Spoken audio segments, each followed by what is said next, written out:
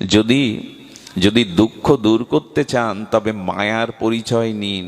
এই বহিরঙ্গা দুত্তর্য মায়ায় আমাদের সব শেষ করে ফেলেছে। আচ্ছা, দেবর্ষিপাদ নারদ, ঘটনাটা আগে বলেছি শুনুন। আপনার জীবনের, আমার জীবনের একটি প্রত্যক্ষ এবং বাস্তব ঘটনা শুনুন। দেবর্ষিপাদ নারদ একদিন বলছেন, প্রভু, তোমার এই বহিরঙ্গা দুত্তর্য ত্রিগুণ মায়া, এই মায়ায় কবলিত হয়ে জীব অধঃপথে যাচ্ছে, জন্ম মৃত্যু চক্রে আবর্ত হচ্ছে, এত কষ্ট, এত দুঃখ, এত অভিশাপ। প্রভু, তোমার মায়া কিরূপ আমাকে একটু দেখাও, ধ্যান দিন। দেবর্ষিপাদকে কৃষ্ণ তখন হেসে বলছেন, সূর্য যদি অন্ধকার দেখতে চায়, তোমার প্রশ্নটাও তো তাই। তুমি কোথাও দাঁড়ালে মায়া সেখানে, তুমি মায়া মুক্ত পুরুষ, তুমি দেবর্ষিপাদ নারদ, তুমি মায়ার কাছে গেলে মায়া তোমার থেকে দূরে পালাবে। মায়াকে কেন দেখতে চাইছো? বলে, প্রভু, অচিন্তনীয় তোমার শক্তি, তুমি কৃপা করে আমাকে তোমার মায়াকে একটু দেখাও, মায়া কি রূপ। আচ্ছা, জ্ঞান কি রূপ দেখাতে পারবেন? কাউকে যদি বলে জ্ঞান কি রূপ, আপনি দেখান। জ্ঞান দেখানো যায় না, জ্ঞানীকে দেখানো যায়। জ্ঞানীর চরিত্র আচরণ দেখে বলা যায় এই হলো জ্ঞানী, আর এই হলো ওনার চরিত্র দেখে। জ্ঞান নিরাকার, জ্ঞানকে কখনো সাকার রূপে দেখানো যায় না। জ্ঞানীকেই দেখে জ্ঞানকে নিরূপণ করতে হয়। তো দেবর্ষিপাদ নারদকে বলছেন, গোবিন্দ, তুমি মায়া দেখতে চেয়েছো, আমার প্রিয় তুমি, তবে যাও, অমুক গ্রামে যাও। যে কারা কথা বলছে একটু থামান। অমুক গ্রামে যাও, অমুক গ্রামে গিয়ে শোনো, মায়া শঙ্কর রূপে এক ব্যক্তি আছে, তুমি তার কাছে গিয়ে তার পরিচয় জানলে, তার সাথে কথা বললে বুঝবে মায়া কি রূপ। কারণ মায়াকে তো ওইভাবে দেখানো যায় না, যার মধ্যে মায়া প্রকাট আছে তার কাছে যাও, মায়াকে তুমি বুঝবে। সুধীজন, উনি খুঁজতে খুঁজতে নারদজি সেই গ্রামে বহু লোকের কাছে শুনতে শুনতে অবশেষে মায়া শঙ্করের বাড়ি। গোবিন্দ নামটি কি দিলেন? মায়া শঙ্কর। তো তখন বলছেন, প্রভু, শঙ্কর কারো নাম হতে পারে, মায়া আবার মায়া শঙ্কর, মায়া উপাধি তো কারো দেখিনি। উপাধি তো অনেক কিছুই আছে, কিন্তু মায়া কেন? ভগবান তখন বললেন, এক গ্রামে যদি দুজন বিমল বাবু থাকে, তো এক বিমল বাবু অতি কৃপণ, হাড় কৃপণ, আর একজন উদর, দুজনের টাইটেল এক। এখন বাইরের কোনো মানুষ এসে যদি পরিচয় জিজ্ঞাসা করে, ওই গ্রামে গিয়ে বিমল বাবুর বাড়ি যাব কই, তো সহসা গ্রামের লোক অনেকেই বলে, কৃপণ বিমলের বাড়ি যাবেন না দাতা বিমলের বাড়ি যাবেন। অর্থাৎ কৃপণতাটা ওর স্বভাবের কারণে ওর উপাধি হয়ে গেছে। তো ওর মায়া এমন যে ওর নামের সাথে, শঙ্করের সাথে বাবা মার দেওয়া নাম মায়া উপাধি হয়ে গেছে। নারদ গিয়ে বলছে, এটা কি মায়া শঙ্করের বাড়ি? মায়া শঙ্করের বাড়ি। মায়া শঙ্কর উঠে দাঁড়িয়ে বললেন, কি ভাগ্য আমার, সাধু দর্শন সকালবেলা, বসুন বসুন, কি ভাগ্য আমার। দুজনই বসেছে, একটা আসন দিয়েছে। কিন্তু নারদ ভাবছে, কথা না বললে তো ওর ভেতরে মায়া দেখতে পাঠিয়েছেন ভগবান, মায়া বোঝা যাবে না। কারো পরিচয় নিতে গেলে তো তার সাথে আগে কথা বলতে হবে, তার ভেতরের ভাবটা বাক্যের দ্বারা, ভাষার দ্বারা প্রকাশ হবে। তখন নারদ বলছেন, এই সংসার মায়াময়, দুঃখময়, যন্ত্রণাময়, আমি বৃন্দাবন থেকে এসেছি, চলুন বৃন্দাবন আনন্দময়, ভজনময়, চলুন। মায়াশঙ্কর তখন বলছে, তা কি আর জানি না? মায়ার পাকে ঘুরপাক খাচ্ছি রাত দিন, সবই তো জানি, কিন্তু মায়া যে আমারে ছাড়ে না। নারদ তখন কিঞ্চিত বুঝতে পারছে যে ভগবান মায়া দেখতেই কার কাছে পাঠিয়েছেন। মায়া আমারে ছাড়ে না। আমরা কেউ কেউ এরকম বলি, কিন্তু সংসার আমাকে ছাড়ে না, একটু ভাগবতে যাব, একটু বৃন্দাবনে যাব, একটু ধামবাস করবো, মায়া আমাকে ছাড়ে না। এক গুরুদেবকে গিয়ে এই শিষ্য বলছে, প্রভু, আসতে মন চাই, সৎসঙ্গ করতে মন চাই, কিন্তু মায়া আমারে ছাড়ে না। গুরুদেব বললেন, কালকে তোর মায়া ছাড়িয়ে দেব, তুই এই সময় আবার মন্দিরে আসবি। সকাল যখন 10টায় ঢুকছে, গুরুদেব ওকে দেখতে, প্রবেশ করতে দেখে এক বৃক্ষের ডাল জড়িয়ে ধরে চিৎকার করে বলছে, কে কোথায় আছো? গাছ আমারে ধরে রেখেছে, আমাকে ছাড়িয়ে নাও। শিষ্য গিয়ে বলছেন, গুরুদেবের মস্তিষ্ক বিকৃতি হলো কি? গাছ কি কাউকে ধরে রাখে? উনিই তো গাছ জড়িয়ে ধরে বলছে, গাছ আমাকে জড়িয়ে ধরেছে, ছাড়িয়ে নাও, ছাড়িয়ে নাও। গুরুদেব, আপনি ছেড়ে দিলেই তো মিটে গেল। আরে গাছ কাউকে ধরে নাকি? আপনিই তো গাছের শাখা ধরে ঝুলছেন। গুরুদেব ছেড়ে দিয়ে বললেন, উত্তরটা তোমার জন্য তাই, সংসার কাউকে ধরে রাখে না, তুমি সংসারকে ধরে রেখেছ। আজ পর্যন্ত সংসার কাউকে ধরে রাখে নাই তো।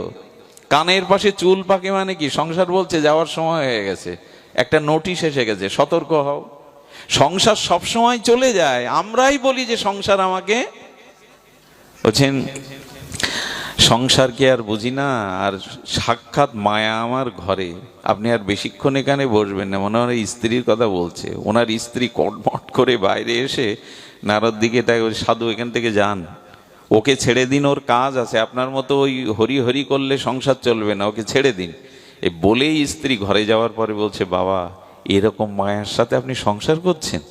আরে এক্ষুনি চলুন আমার সাথে, এক্ষুনি চলুন আনন্দময় মধুময় বৃন্দাবনে, আপনি চলুন, এখানে সুখ নেই। বললেন আর একবার বললেন তো আপনার গেছে, সাক্ষাৎ মায়া দেখলেন। শুনুন, মেয়েটার বিয়ে হোক, ছেলেটার একটা কাজ হোক, আমি কথা দিচ্ছি আপনার সাথে আমি বৃন্দাবনে যাব। আমরাও কিন্তু ওই বলি, আমরা একটা ব্র্যাকেট দিয়ে দিই, ছেলেটা পড়াশোনা করছে, ওর একটা স্থায়ী কিছু হোক, মেয়েটার বিবাহ হোক। আর হয়েছে তো, উনি চলে গেছেন দীর্ঘ 5 বছর পর, আবার ফিরে এসেছে। মায়াশঙ্করের মেয়ের বিয়ে হলো কি, মায়াশঙ্করের ছেলে বড় হলো কি, ও তো যেতে চায়নি, মায়ার তো শেষ দেখতে হবে। গোবিন্দ পাঠিয়েছিলেন, গিয়ে বলছে মায়াশঙ্কর বাড়ি আছো? ছেলেটা বাইরে এসে বড় হয়ে গেছে, বলছেন বাবা তো কয়েক বছর আগে মারাই গেছে। বলছে মারা যাক, কিন্তু গতি কি হলো দেখতে হবে তো। দেবশিবা নারের তার লোকত্রিয় প্রজ্ঞার দ্বারা ধ্যানে দেখছেন ওর গতি কি হলো।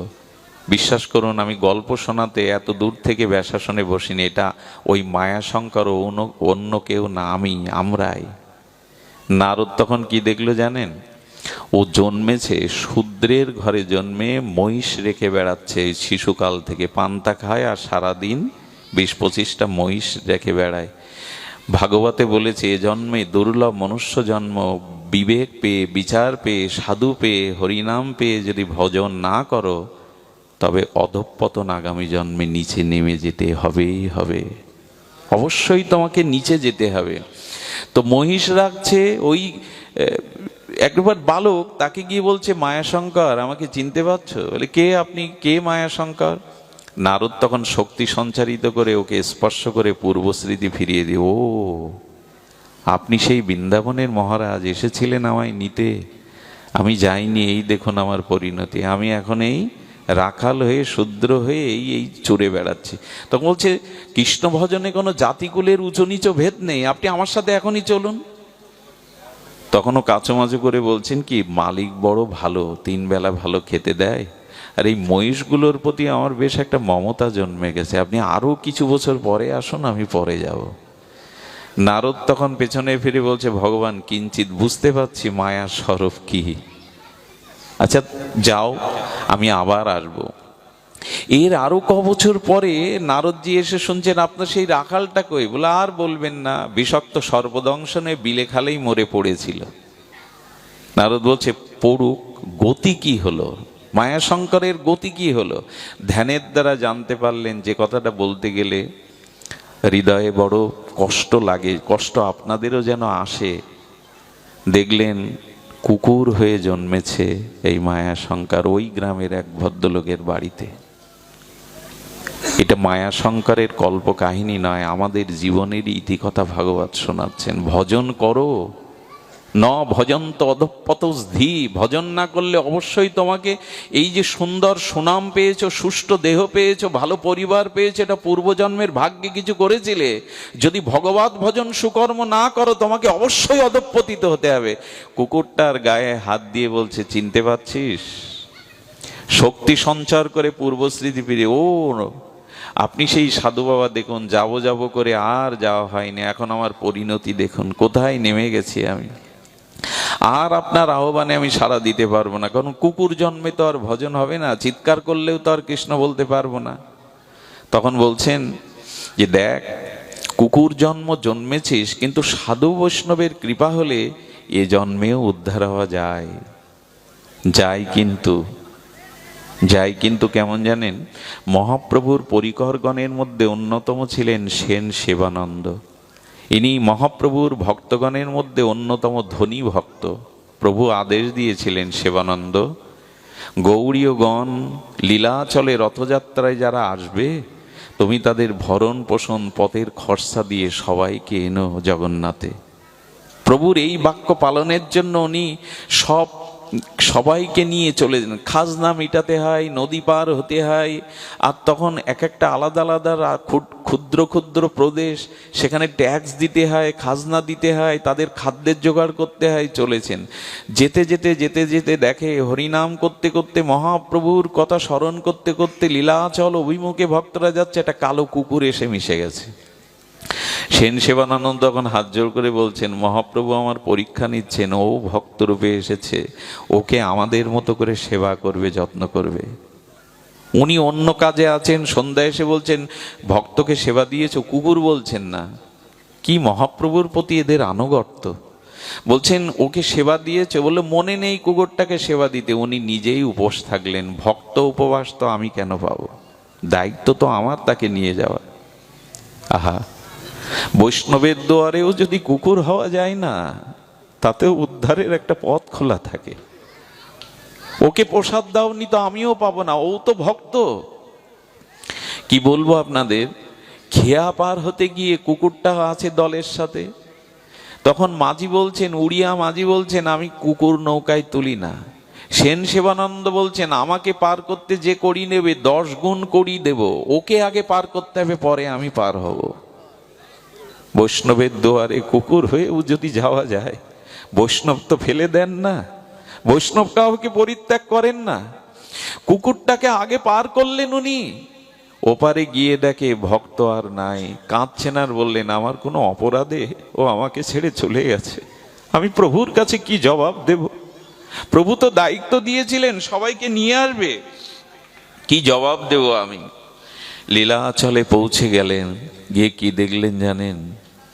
দেখলেন মহাপ্রভুর সামনে ওই কুকুরটাই বসে আছে, এবং প্রভু হরিনাম করছে, আর জগন্নাথের প্রসাদ, শুকনো প্রসাদ পাচ্ছে আর ছুঁড়ে ছুঁড়ে দিচ্ছে, ও কৃষ্ণ বলছে আর প্রসাদ খাচ্ছে। সেন সেবানন্দ গিয়ে মহাপ্রভুকে না, কুকুরটাকেই আগে প্রণাম করলেন। ধন্য তুই, ধন্য, প্রভুর শ্রীমুখে নাম, প্রভুর প্রসাদ পাচ্ছিস, ধন্য তুই, ধন্য তুই। লুটিয়ে আগে কুকুরটাকে প্রণাম করছেন, কুকুরটাকে প্রণাম করছেন লুটিয়ে। এর পরের দিন কুকুরটা পুরীর সমুদ্রে প্রাপ্তি হয়ে গেছিল, গোবিন্দ চিরদিনের মতো তাকে নিয়েছিল। নারদ বলছে, ওরে, যদি বৈষ্ণবের দুয়ারে কুকুর হতে পারিস, বৈষ্ণবের প্রসাদ পেতে পারিস, এখনো তোর সম্ভাবনা আছে, চল আমার সাথে চল, এখনো তোর সম্ভাবনা আছে। অনেক বৈষ্ণবের বাড়িতে দেখেছি কুকুরটা একাদশীর দিনে অন্ন খায় না। তুলসী পরিক্রমার সময় কুকুরটা পরিক্রমা করে, শঙ্খ বাজানোর সময় ওরাও চিৎকার করে, হরিনাম চিৎকার করে করলে ওরাও চিৎকার করে। এই জন্য মাঝে মাঝে কি মনে হয় জানেন, যে অন্যায় কর্ম করলাম, ভগবানকে বিস্মরণ হয়ে যে সংসারে মায়ায় মজে থাকলাম, প্রভু আগামী জন্মে যদি জন্ম হয়, পশুজনিতেও হয়, যেন সেটা বৈষ্ণবের দুয়ারে হয়, বৈষ্ণবের দুয়ারে হয়। নবদ্বীপের এরকম লীলা আছে। বড়াল ঘাটে বাবাজি মহারাজ কীর্তন করতে করতে, পরিক্রমা করতে করতে একটা কুকুরকে পেয়েছিলেন। সেও দুহাত তুলে হরিবল দিত, চিৎকার করত, হরি নামে বলতে চাইতো, গড়াগড়ি দিত ধুলায়।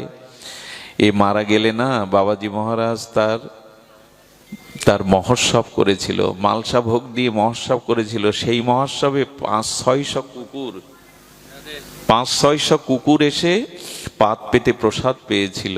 যে কুকুরটাকে প্রথম নিমন্ত্রণ করেছিল, সবার শেষে সে পেয়ে গিয়েছিল। আমার মনে হয় বৈষ্ণবের দুয়ারেও যদি তুই যাস, কুকুরটা কি বলছে জানেন? এসব শুনে নারদকে তখন বলছেন, দেখুন সাধু, আমার একটা ধর্ম আছে, আমি তো ধর্ম ত্যাগ করতে পারি না। কি তোর ধর্ম? বলে, আমি প্রভুর সাথে বেঈমানি করতে, প্রভু আমাকে খেতে দেয়, চোর ডাকাতকে আমি পাহারা দেই, প্রভুর সাথে বেঈমানি করতে পারবো না।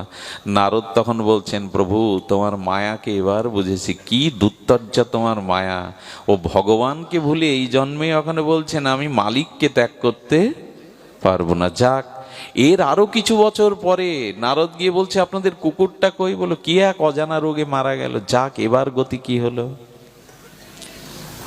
আমি গল্প শোনাচ্ছি না আপনাদের, এটা আমাদেরই জীবন কথা। ভাগবত বলছে ভগবানকে ভজন করো, নাহলে এভাবেই তো মায়ায় কবলিত হয়ে তোমাকে মায়া চক্রে ফেলে দেবে। নারদ আরো 1 বছর 2 বছর পরে গিয়ে শুনছে, কি গো তোমাদের কুকুরটা? বলে মারা গেছে অজানা রোগে। যাক, এবার কি গতি হলো, কি দেখলেন জানেন? 5 দিন আগে নর্দমার মধ্যে একটা কীট হয়ে, পোকা হয়ে নর্দমায় পড়ে আছে। নারদের চোখে জল এলো, পোকাটাকে হাতে তুলে নিয়ে শক্তি সঞ্চার করে বললেন, আর কত নিচে নামবি তুই, আর কত নিচে নামবি? এই বিশ্ব ব্রহ্মাণ্ডে ভগবান আত্মা রূপে তোর মধ্যে রয়ে গেছে, আর কত নিচে নামবি? আত্মাটা আছে বলেই তো তুই বেঁচে আছিস, তুই জীব। হ্যাঁ, নারদের চোখে জল এলো, প্রভু এভাবে জীবকে অধঃপতন দেখতে আমি পারি না, এই জীবকে কল্যাণ করো। নারদের কৃপায় সে পুনর্জন্ম পরে পেয়েছিল এবং ভগবানের পথে এসেছিল। এই জন্য মহৎ সঙ্গ করুন, সাধু সঙ্গ করুন, এরা জানিয়ে দেবে মায়ায় কবলিত হয়েও না। এই মায়াময় সংসারে কৃষ্ণ ভুলিয়ে তোমাকে জন্ম মৃত্যু দুঃখ এগুলি আবর্তন করছে। এই জন্য মায়া, কৃষ্ণ সূর্য সম, মায়া অন্ধকার, যেথা কৃষ্ণ সেটা নাই মায়ার অধিকার। দেখুন, এখন আপনারা হরি কথা শুনছেন, এই জন্য আপনাদের কোনো সংসার চিন্তারও মায়া আক্রান্ত করছে না। এই জন্য সাধু সঙ্গ করুন, ভগবানের নাম রূপ লীলা কথা স্মরণের মধ্যে থাকুন। মায়া আক্রান্ত মামেব যে প্রপদ্যন্তে মায়া মেয়ে তাং তরন্তিতে, ওগো আমার স্মরণ নাও, মায়া তোমার কাছে আর ঘেঁষতে পারবে না, মায়া তোমাকে আক্রান্ত করতে পারবে না। কারণ সূর্যতে অন্ধকার যায় না, যেখানে কৃষ্ণ সেখানে মায়ার কোনো অধিকার নাই। তুমি আমার স্মরণ নাও, এটাই পথ। ভগবানের চরণ স্মরণ করায়, ভগবানের দিব্য চরণ, তার লীলা এগুলি স্মরণ করাই হলো। দেখুন, মনেরও স্মরণ প্রাণ। ঠাকুর মশাই, ঠাকুর নরোত্তম বলেছেন, যার হৃদয়ে ভগবানের স্মরণ নেই সে মৃত, সে বেঁচে থেকেও মৃত। মনেরও স্মরণ প্রাণ, স্মরণ যার নেই সে মৃত। কেমন জানেন? বড় পণ্ডিতজি বলেছেন, মৃত ব্যক্তিকে কবলিত করবার জন্য সব ভুক শৃগাল কুকুর আসে, আর চিল শগুনগুলো আছে, মরা প্রাণীর মাংসকে ওরা ছিঁড়ে খাওয়ার জন্য আসে। কিন্তু মরার পাশে যদি ভান করে কোনো জীবন্ত মানুষ মরার ভান করে পড়ে থাকে, ওর বুকে কেউ আসবে না, কারণ ওরা জেনে যায় অনেক দূর থেকে ওর মধ্যে প্রাণ আছে। ঠাকুর মশাই বললেন, ভগবত স্মৃতি যার হৃদয়ে নেই সে মরা, তাকেও ছিঁড়ে খাবে। কাম ক্রোধ তাকে শৃগাল শুকরের মতো ছিঁড়ে খাবে। স্মরণ করো ভগবানকে। বলে যে যার সেই ইষ্টকে স্মরণ করবে, বলে স্মরণ যদি না করি বলে ক্ষতি হয়ে যাবে, সাহানি। ভগবানকে স্মরণ না করলে বড় ক্ষতি হয়ে যাবে তোমার। মায়া অশুভ চিন্তায় সে তোমার পতন ঘটিয়ে দেবে, তাই তাকে স্মরণ করো। এটাই হলো পথ, ভগবানের পথকে স্মরণ করা। কে আমি কেন মরে যারে তাবত্রায়, পথ কোনটি? এই ভজনেরই পথ আমাদের পথ, গোবিন্দ রাধারানীর চরণেরই পথ আমাদের পথ। আর বলেছিলেন মহর্ষি বাল্মীকিকে রামচন্দ্র বলেছিলেন, থাকবো কোথায় বলে দিন, তপবনে এসেছি কোথায় থাকবো? কি বলেছিলেন জানেন? চিত্রকূটে বাস করো, চিত্রকূটে বাস করো। আর আমাদের ঠাকুর মশাই বলছেন, যদি বাস করতেই হয় সাধু সঙ্গ হরি কথাতে বাস করো, সাধু সঙ্গ হরি কথাতে বাস করো। এটাই হলো বসবাসের একমাত্র জায়গা। এই জন্য গৃহটাকে কৃষ্ণের সংসার করো, গৃহটাকে সকাল সন্ধ্যা ঝাঁস খোল কত্তাল বাজিয়ে হরিনামের ধ্বনিতে পবিত্র করো। ওখানে অতিথি এলে তাকে সেবা দাও, ওখানে গৌর গোবিন্দের বৈষ্ণব আরাধনা করো, যাতে গৃহটায় আশ্রম হয়, গৃহটায় মন্দির হয়। সাধু সঙ্গে হরি কথাতে থাকো, আর এখানে অন্য কিছু প্রবেশ করতে পারবে না। লোভ সাধু সঙ্গ হরি কথাতে রাখো। বাস যদি করতে হয় তবে সাধু সঙ্গে বাস করো, সাধু সঙ্গ হরি কথার মধ্যে অবস্থান করো। এর মধ্যে থাকলে না অশুভ চিন্তা মায়া তোমাকে গ্রাস করতে পারবে না। ঠাকুর বলেছিলেন দেখো, যারা আমার কথা সাধু মুখে শ্রবণ করবে, সাধু সঙ্গে অবস্থান করবে, মায়া তুমি সেখানে যেও না, কাল তুমি সেখানে যেও না। দেখবেন হরিকথা শুনতে শুনতে হাত ঘড়ির কথা মনে থাকে না, সময়টা কখন পেরিয়ে যায় মনে থাকে না, মানে কাল এখানে ঢুকতে পারে না, সময় এখানে প্রবেশ করতে পারে না। এখানে কোনো সংসার চিন্তা, কামনা বাসনার চিন্তা মনে স্থান করতে পারে না। এই জন্য এখানে কালের প্রবেশ নেই, এখানে সময়ের শাসন নাই। একটা অনাবিল প্রশস্তির অবস্থান হলো এই সাধু সঙ্গ। তোলায়াং লাভে না পিনা সার্গাং না পুনর্ভবং ভগবত সঙ্গী সংঘর্ষ মত্ত নাম কিমত শিষা। ছোট্ট একটা দৃষ্টান্ত দিয়ে সাধু সঙ্গের কোথায় আমাদের অবস্থান করতে হবে এর একটা দৃষ্টান্ত দিয়েই পাঠ বিশ্রাম রাখি। খুব মার্মিক এই লীলাটি আপনাদের স্মরণে আসবে। রামলীলাতে রাঘবেন্দ্র সরকারকে নাগ পাশে আবদ্ধ হতে হয়েছিল। লীলাটি ধ্যান দিয়ে শুনবেন আশা করি। নাগপাশ জানেন তো, সর্প নাগপাশের বানে রাম লক্ষণ আবদ্ধ হয়েছিল কিনা? তো স্বয়ং ভগবান সচ্চিদানন্দ পূর্ণ ব্রহ্ম শাশ্বত সনাতন ভগবানকে কেউ বাঁধতে পারে তো? নাগ দিয়ে তাকে বাঁধা যায় তো? ভগবান একটি লীলা দ্বারা আমাদেরকে কিছু সন্দেশ পৌঁছেছিলেন, জগৎজীবকে একটি চরম পরম শাস্ত্রীয় শিক্ষা দিলেন। দেখুন, যশোদার ক্ষমতা আছে কি ভগবান ধরা না দিলে, তিনি বাধা স্বীকার না করলে তাকে দাম দিয়ে বাঁধবে, রঞ্জ দিয়ে বাঁধবে? অধরেকে ধরা যায় না, তিনি নিজে ধরা দিয়েছেন লীলার জন্য, লোকশিক্ষার জন্য। তো এখানে রামচন্দ্র সর্প নাগে আর আবদ্ধ হয়েছেন, নাগপাশ, লীলাটির নাম নাগপাশ। এখানে ধ্যান দিন, ভগবান শঙ্কর অর্থাৎ সদাশিব সর্বদা রামচন্দ্রের নাম মহিমা স্মরণ কীর্তন করেন। তো ভগবান শিবের গলায় আছে সর্প, তাই তো, ভূষণ হয়ে আছে। ভগবান শিবের গলায় কি আছে? সর্প আছে, তাও অলংকার হয়ে, ভূষণ হয়ে। তো যে ভগবান শঙ্কর রামচন্দ্রের উপাসনা করেন, পঞ্চমুখে ভগবানের নাম কীর্তন করেন, সেই সর্প ভগবানকে বাঁধতে পারে? যে সর্প ভগবান শিবের বশ, তা তার প্রভুর বশ তো হবেই, কিন্তু ওখানে বাধা পড়লো যে এই নাগ পাশে আবদ্ধ হয়ে। আচ্ছা, বাধা পড়লো ভাবলাম, ভগবান বন্ধন মুক্ত হতে পারেন না? পারেন কি না? কিন্তু সিদ্ধান্তটা অপূর্ব। সিদ্ধান্ত দিচ্ছেন ভগবানও, যেন জগৎকে জানাচ্ছেন আমারও বন্ধন আমি খুলতে পারি না, সাধুগুরুর কৃপা লাগবে তবে আমার বন্ধন খুলবে। আমার বাঁধন আমিও খুলতে পারি না। এই জন্য উনি কার স্মরণ নিলেন জানেন? সঙ্গে সঙ্গে নারদজির স্মরণ নিলেন। এই দেখুন, সর্বশক্তিমান ভগবান নিজে নাগপাশে বন্ধন স্বীকার করে স্মরণ নিচ্ছেন কার? নারদের, ভক্তের।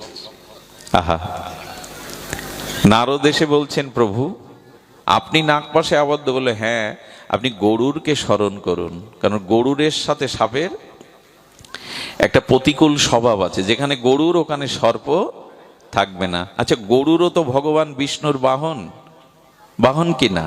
পরম পরিকর ভক্ত বাহন। ভক্ত লাগছে ভগবানের বন্ধন মুক্ত করতে, সংকেত দিচ্ছে কি? সংকেত দিচ্ছে সাধুগুরু বৈষ্ণব তোমার বন্ধন কাটাবে, আমি ভগবান, আমারও বন্ধন ভক্ত কাটাচ্ছেন।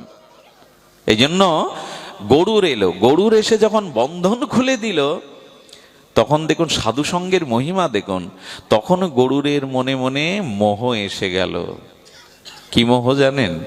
ইনি ভগবান তো, নিজে বন্ধন মুক্ত হতে পারলেন না, ভগবান তো অনন্ত জীবকে মায়ার বাঁধনে, বিশ্বের কোটি কোটি জীবকে মায়ার বন্ধনে বেঁধেছেন, আর তিনি বন্ধন মুক্ত করতে আমারে ডাকলেন, তো ইনি ভগবান তো। সংশয় মোহ এসে গেল, যেই মোহ এসে গেল সে আর শান্তি পাচ্ছেন না, ইনি ভগবান তো। আচ্ছা, এই মোহ দূর করবার জন্য কৈলাসে ভগবান শঙ্করের কাছে শরণাপন্ন হলেন, হে ভগবান। আচ্ছা, লক্ষ্য করুন তো, যখন গরুর চলতো তখন তার দুই পাগনা থেকে বেদ গায়ত্রী, বেদ মন্ত্র ধ্বনিত হতো সঙ্গীত সুধায়। তার মানে বেদ উচ্চারণ করলেও, ভক্ত হলেও, ভগবানের বাহক হলেও যদি মোহ এসে জন্মায় সন্দেহ, তখন আর ভক্তি দাঁড়াবে না। তো তাই জন্য আমরাও যে এই হাজার হাজার হাজার সাধু সঙ্গ করলাম, শত শত হরিকথা শুনলাম, আমাদের মোহ যাচ্ছে না কেন?